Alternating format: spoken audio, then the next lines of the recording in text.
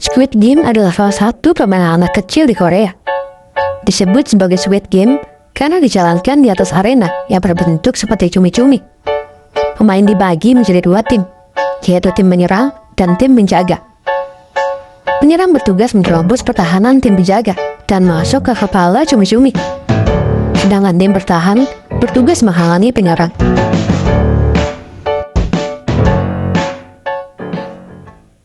Kisah dimulai ketika Gi-hun merengek kepada ibunya yang sudah tua untuk memberikannya uang. Walaupun sudah dewasa, Gi-hun masih meminta uang kepada ibunya. Karena selain penghasilannya kecil, Gi-hun juga memiliki timbunan hutang yang sangat banyak. Karena ibunya tidak memberikan uang yang banyak, Gi-hun mengambil ATM ibunya dan berusaha mencuri uang dari ibunya sendiri. Namun saat ia sampai di ATM, ia tidak tahu kode sandi dari ATM itu. Gi-hun berencana memasukkan tanggal lahir ibunya sebagai sandi. Namun ia tidak ingat kapan ibunya lahir. Saat ia mencoba memasukkan tanggal lahir anaknya, ATM itu terbuka dan Gi-hun mengambil semua uang ibunya. Uang itu ia curi bukan untuk keperluan sehari-hari, namun digunakan untuk berjudi. Setelah mencuri uang ibunya, Gi-hun pergi ke pacuan kuda untuk memasang taruhan. Dan sayangnya, gagal di percobaan pertamanya. Ia mencoba lagi, dan untungnya berhasil di percobaan kedua. Alhasil, ia mendapatkan uang banyak dari taruhan itu. Setelah memenangkan taruhan yang sangat besar, Gi-hun menelpon anaknya yang hari ini berulang tahun. Ia berjanji memberikan anaknya hadiah yang mewah di hari ulang tahunnya ini. Sayangnya, sebelum bertemu anaknya, rentenir datang dan mengejar Gi-hun. Gi-hun kabur ketakutan dan terjatuh saat menabrak seorang perempuan. Karena itulah, ia berhasil tertangkap oleh rentenir yang menagih hutangnya. Dengan terpaksa, Gi-hun berniat membayar sebagian hutangnya dengan uang yang baru saja ia menangkan. Saat itulah, ia sadar bahwa uang itu sudah tidak ada di kantungnya. Wanita yang menabrak Gi-hun sebelumnya mengambil uang itu. Alhasil, Gi-hun disiksa oleh rentenir. Ia dipaksa menandatangani surat perjanjian organ. Apabila hutangnya tidak lunas dalam waktu 1 bulan, organ Gi-hun akan dijual untuk melunasinya. Karena uangnya yang terbatas, Gi-hun yang tadinya berencana mengajak Gayong anaknya makan di restoran mewah, malah mengajak Gayong ke kedai pinggir jalan. Gayong yang sayang kepada ayahnya tidak peduli dengan hal itu. Ia senang dengan apapun yang ayahnya lakukan, asalkan ia bisa menghabiskan waktunya berdua dengan ayahnya. Bahkan ia senang saat ayahnya memberikan hadiah berupa pistol mainan yang kelihatan sangat murah. Setelah selesai makan, Gi-hun mengantar Gayong pulang dengan menggendong Gayong di punggungnya. Saat sampai di rumah mantan istrinya tampak tidak senang saat Gayong berada di sisi Gi-hun. Gi-hun dianggap sebagai orang tua yang tidak bertanggung jawab. Setelah mengantarkan anaknya, Gi-hun pergi ke stasiun untuk pulang. Di sana ia bertemu dengan seorang pria yang berseragam api. Pria itu mengajak Gi-hun bermain takji, permainan asal Korea di mana tujuannya adalah membalikkan takji milik lawan, kenal menghantam takji lawan dengan takji milik kita. Setiap Gi-hun memenangkan 1 ronde, ia akan diberikan uang sebanyak 100.000 won. Namun apabila ia gagal, Gi-hun akan ditampar oleh pria itu. Tidak melewatkan kesempatan mendapatkan uang, Gi-hun bermain dengan semangat tinggi. Namun nasib yang sial membuat ia gagal berkali-kali. Sampai akhirnya ia menang dan mendapatkan banyak uang. Setelah mendapatkan banyak uang, pria itu memberikan kartu nama dengan 3 simbol yang tertera, yaitu segitiga, lingkaran, dan kotak. Bersama dengan kartu nama itu, pria itu mengajak Gi-hun untuk bermain dalam game yang lebih besar, tentunya dengan hadiah uang yang lebih banyak. Gi-hun menolaknya karena menganggap pria itu sebagai penipu. Pria itu pun pergi dari hadapan Gi-hun setelah memberikan kartu tersebut. Gi-hun sangat senang dengan uang yang ia dapatkan. Ia membeli ikan di tempat ibu Sang-woo yang merupakan temannya di masa kecil. Sang-woo terkenal sebagai anak yang pintar dan dibanggakan oleh ibunya. Setelah membeli ikan, Gi-hun merayakan hal itu dengan ibunya. Namun betapa kagetnya Gi-hun saat mengetahui bahwa tahun depan anaknya akan pindah ke Amerika bersama keluarga barunya. Satu-satunya jalan untuk mencegah hal tersebut adalah mendapatkan banyak uang agar Hyun dapat mengambil hak asuh Gayung kembali. Untuk itu, Ikan menelpon nomor dalam satu nama dan bersedia ikut dalam game itu. Ia menemui mobil misterius dan masuk ke dalamnya. Tak lama kemudian, mobil itu dipenuhi gas tidur dan menyebabkan Hyun pingsan. Setelahnya, Hyun terbangun di satu ruangan besar di mana banyak orang berkumpul. Semua orang memakai pakaian yang sama, namun dengan nomor tag yang berbeda. Hyun mendapatkan nomor terakhir, yaitu 456. Orang pertama yang ia ajak bicara adalah seorang kakek tua dengan nomor 001. Kakek yang bernama Ilham itu menderita tumor otak yang cepat atau lambat akan membunuhnya. Di waktu yang sama, terjadi perkelahian antara seorang pria dan wanita. Pria itu adalah Doksu, seorang preman yang memiliki kekuatan fisik yang sangat besar. Dia berselisih dengan wanita yang sebelumnya mencuri uang Gi-hun. Wanita itu bernama Sebyul. Melihat orang yang sebelumnya mencuri uangnya, Gi-hun masuk ke tengah perkelahian itu. Bukan untuk menyelamatkan Sebyul, namun untuk mendapatkan uangnya kembali. Saat itulah pintu terbuka dan sekelompok orang besar gamping masuk ke dalam. Semua orang bersama Gi-hun memakai topeng dengan simbol yang berbeda-beda. Sang pemimpin yang memakai topeng segi empat menjelaskan keadaan saat ini. Semua orang yang berkumpul dalam ruangan tersebut adalah orang yang memiliki hutang yang sangat banyak dan tak terbayarkan.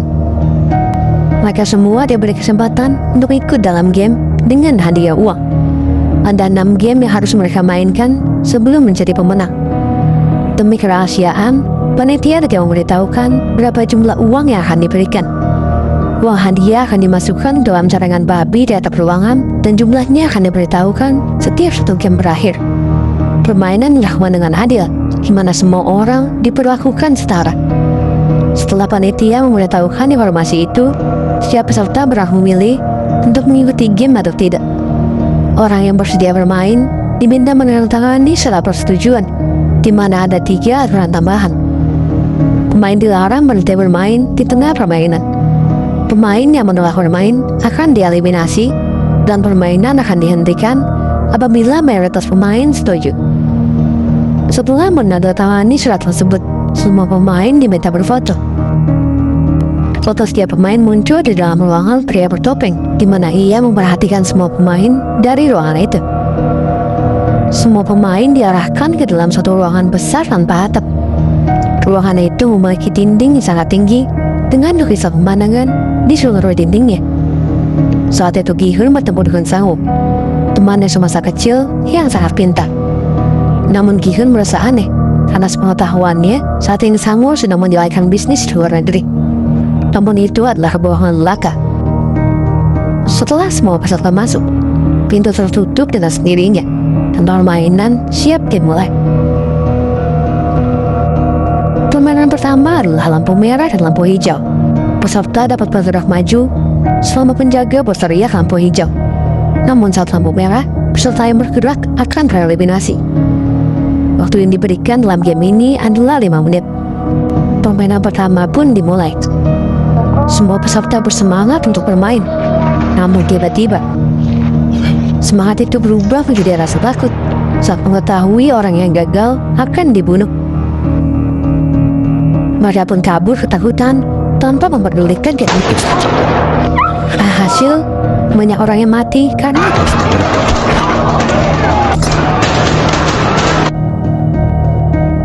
semua orang terdiam bertakutan. Sementara kakek Ilham terlihat senang dan terus melanjutkan permainan itu. Melihat hal itu, semua orang mengikutinya dengan rasa takut. Sang-woo yang cerdik mengetahui bahwa boneka yang menjadi penjaga adalah pendeteksi gerakan. Untuk itu, ia membutuhkan orang lain agar gerakannya tidak terlihat. Cara itu membuatnya berhasil melewati game pertama. Sementara itu, Gi-hun hampir terjatuh sebelum melewati garis finish. Untungnya, seorang lelaki menahannya dan menyelamatkannya dari kematian. Mereka pun berhasil sampai di garis finish sesaat sebelum waktunya habis. Dan setelah waktu habis, semua peserta yang belum sampai di garis finish dibunuh tanpa sisa.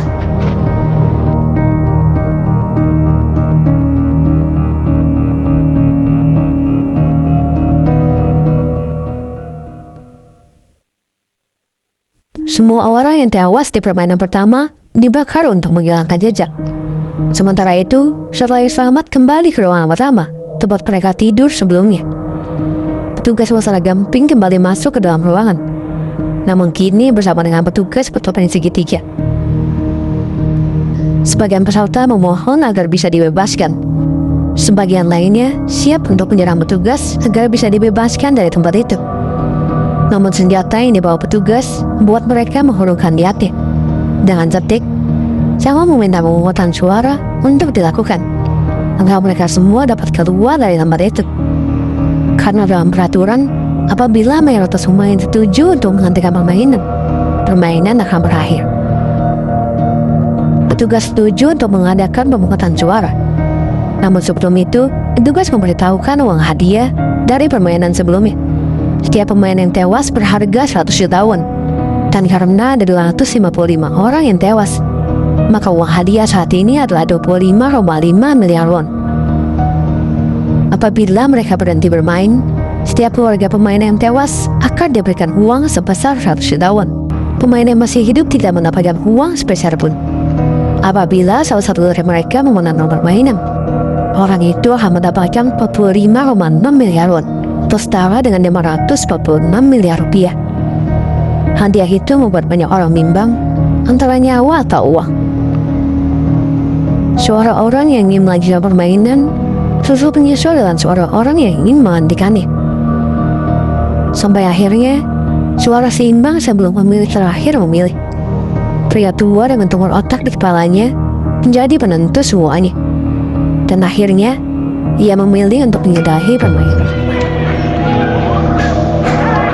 Permainan pun berakhir. Namun saat mayoritas orang ingin melanjutkan permainan lagi, permainan bisa dilanjutkan kembali.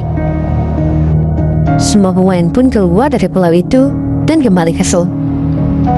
Yeon dibebaskan dengan sabit, dengan tangan dan kaki yang terikat, serta penutup mata yang menghalangi pandangan mereka. Sabit meminta Gi-hun untuk membebaskannya, dan setelah dibebaskan, ia pergi karena tidak mau Gi-hun lagi uang yang sebelumnya dicuri dari Gi-hun. Sementara itu, Sang-woo dibebaskan bersama Ali. Melihat Ali tidak memiliki uang sama sekali, Sang-woo memberinya uang untuk ongkos kembali ke rumah. Hal itu membuat Ali berhutang budi pada Sang-woo. Keesokan harinya, Gi-hun melaporkan kejadian di hari sebelumnya kepada polisi. Tentu saja polisi tidak mempercayai Gi-hun yang tidak memiliki bukti. Satu-satunya hal yang didapatkan Gi-hun dari tempat itu hanyalah kartu nama yang sekarang ia tinggalkan di kantor polisi. Dengan putus asa, Gi-hun kembali ke rumahnya dan mencari ibunya. Namun ibunya tidak ada di rumah. Ia pun pergi ke pasar dan bertemu dengan Sang-woo yang tengah mengawasi ibunya dari jauh. Ternyata selama ini, Sang-woo terlilit hutang karena investasinya yang gagal. Semua harta termasuk toko ibunya menjadi jaminan untuk melunasi hutang itu. Sang-woo merasa sangat bersalah karena itu. Saat sedang berbincang, Gi-hun mendapat kabar buruk. Ia ditelepon oleh rumah sakit. Ternyata selama ini, ibunya mengidap diabetes dan harus diamputasi apabila tidak segera dioperasi. Di sisi lain, polisi yang sebelumnya bertemu dengan Gi-hun mencari kakaknya yang tiba-tiba menghilang. Satu-satunya petunjuk yang ia miliki hanyalah kartu nama seperti yang dimiliki oleh Gi-hun. Ia pun kembali ke kantor polisi untuk mendapatkan alamat Gi-hun. Sementara itu, Samyuk menemui adiknya di panti asuhan. Ia terpaksa menitipkan adiknya di panti itu karena tidak mampu membiayai kehidupan adiknya. Hanya satu permintaan adiknya, yaitu kembali berkumpul dengan ayah dan ibunya dan menjadi keluarga seutuhnya. Karenanya, Samyuk berjanji agar mereka semua bisa berkumpul, walaupun janji tersebut belum tentu bisa ia tepati. Samyuk adalah pelarian dari Korea Utara. Ia mengumpulkan uang agar bisa membawa orang tuanya masuk ke Korea Selatan dan berkumpul kembali dengan adiknya. Segala cara ia lakukan agar tujuannya bisa terkabul. Seperti peserta lainnya, Ali juga memiliki masalah keuangan. Ia menemui atasannya yang sudah 6 bulan tidak membayarkan gajinya. Terjadi perselisihan di antara mereka, dan tanpa disengaja, hal ini membuat cari atasannya putus, dan ia pun kabur dengan uang yang sudah menjadi haknya. Uang itu diberikan kepada istrinya agar ia dan anaknya dapat kembali ke Pakistan, kampung halaman tempat Ali berasal. Sawo yang terus mengkhawatirkan ibunya, menelpon ibunya dan terus berbohong kepadanya. Ibunya mengharap Sawo masih berada di Amerika dan menjalankan bisnisnya dengan baik. Namun pemikiran itu hancur saat polisi mendatangi ibu Sawo dan berkata bahwa anaknya merupakan seorang penipu yang telah menggelapkan uang banyak orang. Merasa sangat putus asa, Sawo berusaha bunuh diri. Namun ia diselamatkan oleh bunyi bel yang terus berbunyi. Ia menghampiri pintu dan mendapati kartu nama Squid Game yang kembali memberi harapan untuk melunasi hutangnya. Sementara itu, Doksu sedang berkumpul dengan bawahannya. Doksu adalah seorang penipu yang berhasil menipu banyak mafia. Nyawa Doksu selalu terancam karenanya. Bahkan bawahan yang sangat dipercayainya menjebak Doksu untuk mengambil nyawanya itu. Alhasil, Doksu membunuh bawahannya dan kembali ke Agen. Di sisi lain, Yun berusaha meminjam uang ke semua orang yang ia kenal. Bahkan ia mengorbankan harga dirinya yang terakhir untuk meminjam uang kepada mantan istrinya. Namun mantan istrinya itu tidak bisa memberikan uang, karena yang berkuasa atas uangnya saat ini adalah suaminya yang baru. Saat itulah, suaminya pula yang memberikan uang kepada Gi-hun, dengan syarat Gi-hun tidak mendekati Gayong dan mantan istrinya. Hal itu membuat Gi-hun marah dan menghajar pria itu. Gi-hun pula tanpa mendapatkan uang sepeser pun. Tercipta harapan muncul saat dia melihat kartu nama Squid Game. Ia pun mempertaruhkan nyawanya dan kembali bermain di game itu. Begitu pula dengan pemain-pemain lainnya. Tanpa disadari, diam-diam Junho membutuhkan mobil Gi-hun yang menuju area permainan.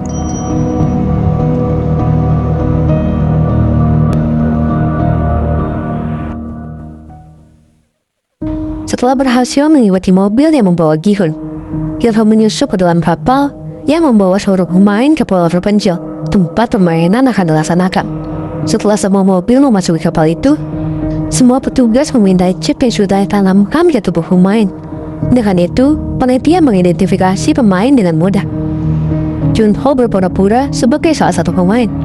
Namun karena ia tidak memiliki chip dalam tubuhnya, petugas pun curiga.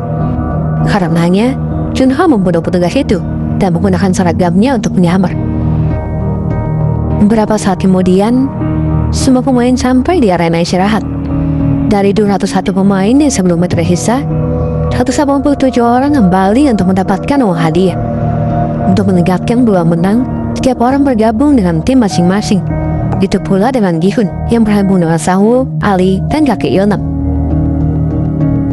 Kita yang menyamar terus mengumpulkan informasi. Ada 3 peraturan yang harus ditaati oleh panitia. Panitia dilarang membuka topeng di luar kamar, dilarang berbicara tanpa izin, dan dilarang meninggalkan ruangan tanpa izin. Di malam hari saat semua pemain sudah tidur, wanita 212 membuat keributan. Ia mengancam akan kencing di ruangan itu apabila tidak diizinkan pergi. Karenanya, panitia mengizinkan wanita itu untuk pergi ke toilet. Saat itulah tiba-tiba Sobek muncul dan meminta hal yang sama dengan wanita itu. Mereka pun pergi ke toilet bersama. Tujuan Sobek bukanlah ke toilet, namun ia ingin menyelinap ke dalam ventilasi untuk mencari informasi tentang permainan selanjutnya. Namun satu-satunya hal yang ia dapatkan hanyalah panitia yang sedang memasak sesuatu dengan gula yang sangat banyak. Dia tidak bisa mendapatkan informasi lebih karena waktunya tidak banyak. Keesokan harinya, peserta kembali diberikan makan siang. Salah satu peserta mendapatkan secari kertas dari panitia yang berisi bocoran permainan selanjutnya.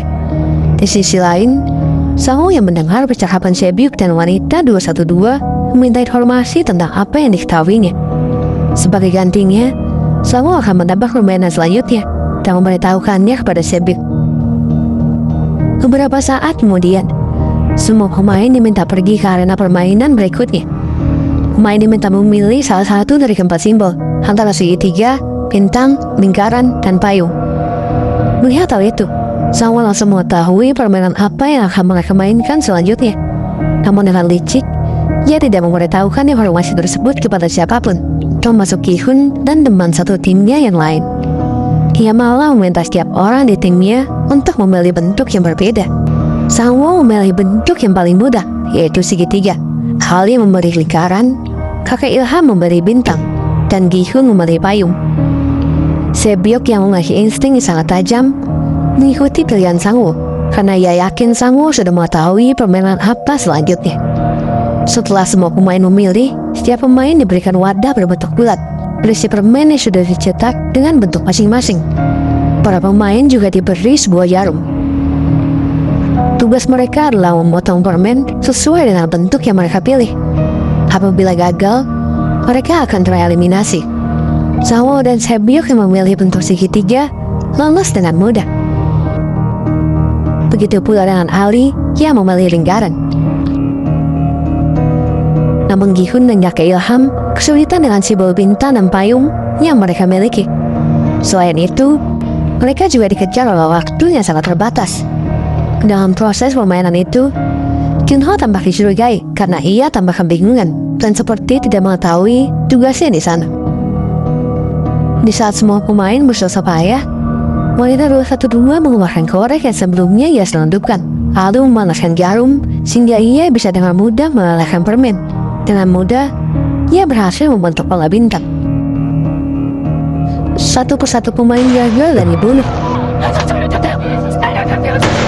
Dengan kondisi tertekan, Gi-hun berusaha agar bisa melewati permainan itu. Sampai akhirnya, ia menyadari ada metode lain yang lebih aman dan cepat.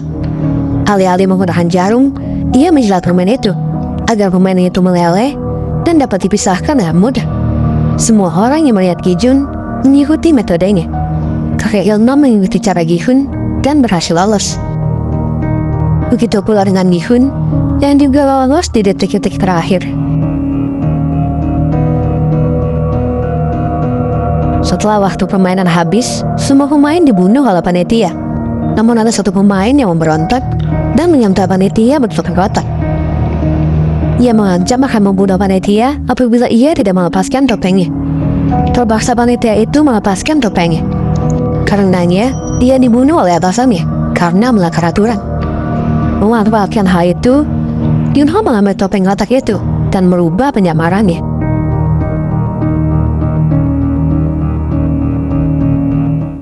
Seperti biasa, like kalau kalian suka, dislike kalau enggak, subscribe kalau belum. Sampai jumpa di video yang lain. Sekian dari saya, pamit undur diri. Assalamualaikum warahmatullahi wabarakatuh.